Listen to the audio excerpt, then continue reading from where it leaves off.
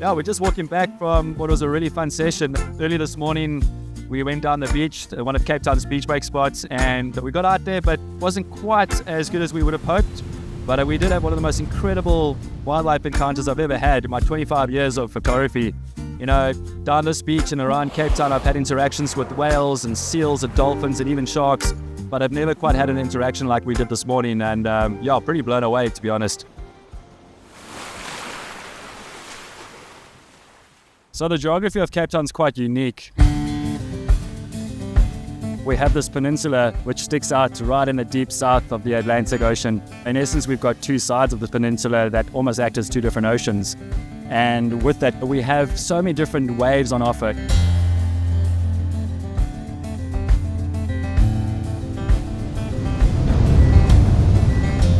We've got so many different beaches and coves and bays and reefs, but then we also have these incredible beach breaks.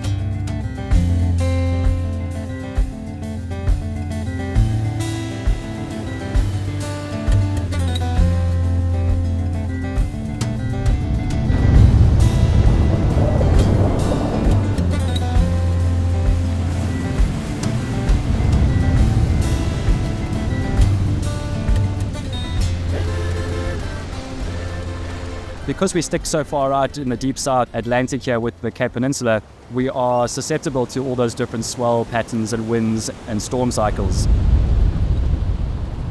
When the gale force southeast blow really, really hard, we have this nutrient-rich water coming up from deep onto the surface, and it creates just this very cold climate. But at the same time, this upwelling effect just brings up all those nutrients, and with that comes a unique abundance of wildlife.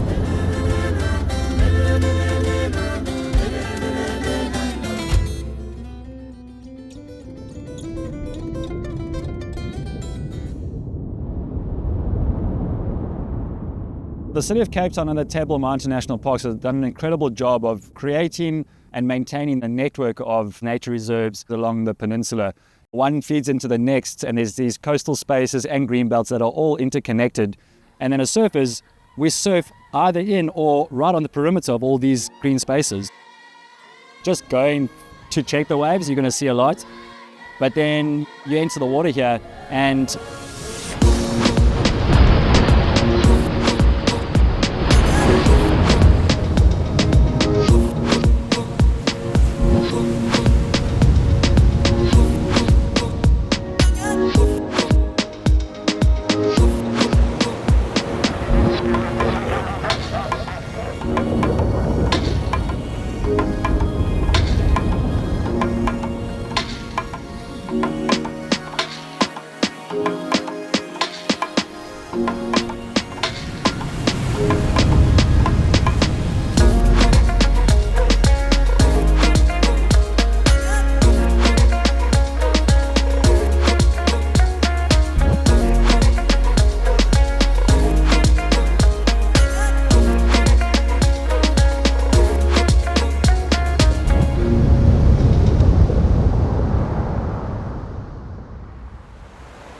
as a surfer surfing the Cape, you're never far from wildlife.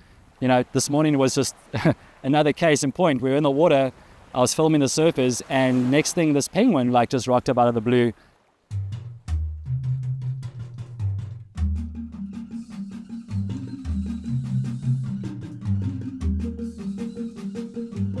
It kind of made a beeline for me because I was pretty static, so I kind of just very warily put my arm out, and it climbed onto my arm in my water housing.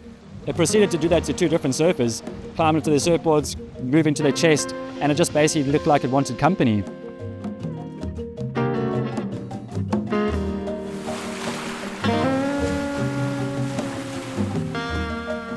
None of the surfers actively tried to touch it or go near it. They just let it do its thing, which is exactly what humans really should do with interactions with wildlife. Don't do anything, don't touch them, and if they want to interact and move off, let them be. The penguin looked really healthy. It definitely didn't look like it was distressed, and it just seemed to be like checking us out and just seeing what we were up to, really. Every time a set would come, it would actually almost utilize the ocean's energy to kind of move in and out amongst the surface, and it really did look like the penguin was trying to surf with us.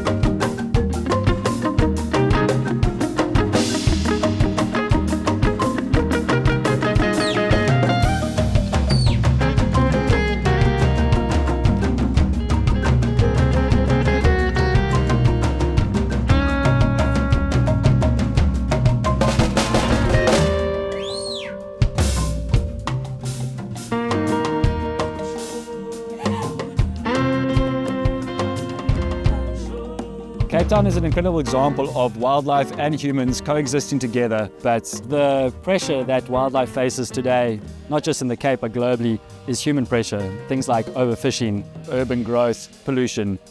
The penguin population is under severe threat, but at the same time, there are more and more people wanting to look after these spaces, keep them wild, and protect wildlife. And I think as surfers, we play a critical role in that. This is our playground, and it's our job to be stewards of these spaces.